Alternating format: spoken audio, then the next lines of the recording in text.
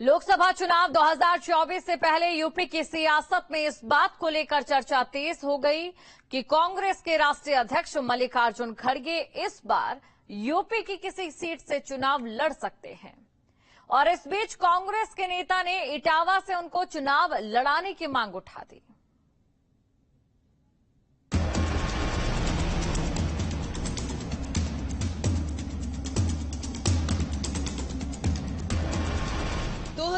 के लोकसभा चुनावों से पहले विपक्षी गठबंधन में इस बात को लेकर चर्चा तेज हो गई है कि कौन कहां से चुनाव लड़ेगा।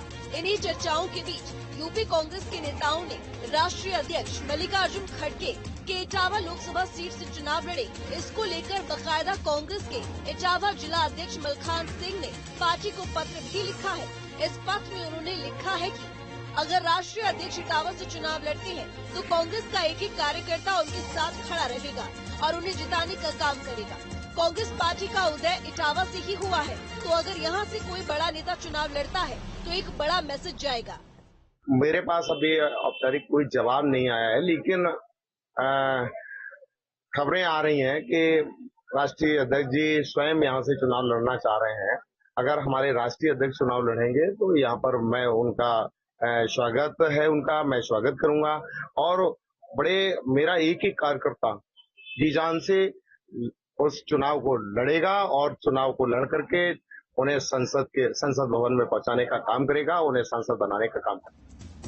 दरअसल कांग्रेस यूपी में अपनी खोई जमीन पाने की कोशिशों में लगी है। इसी के तहत वो प्रदेश में SC/ST वोटरों को अपनी ओर करने में लगी हुई है।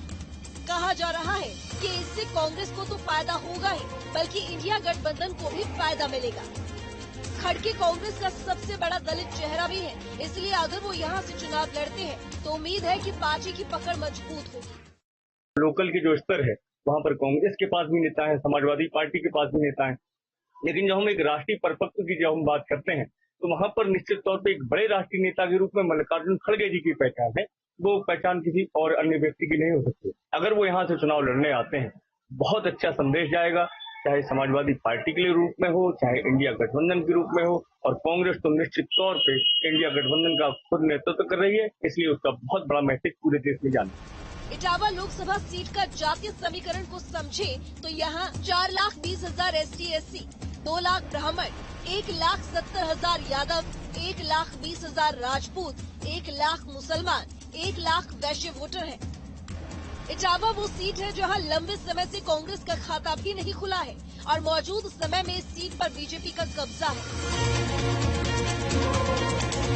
इटावा सीट पर 1999, 2004 और 2009 में SP को जीत मिली।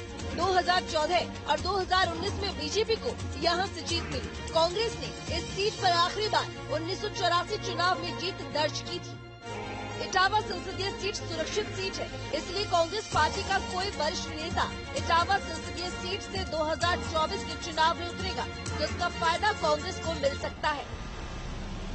टीम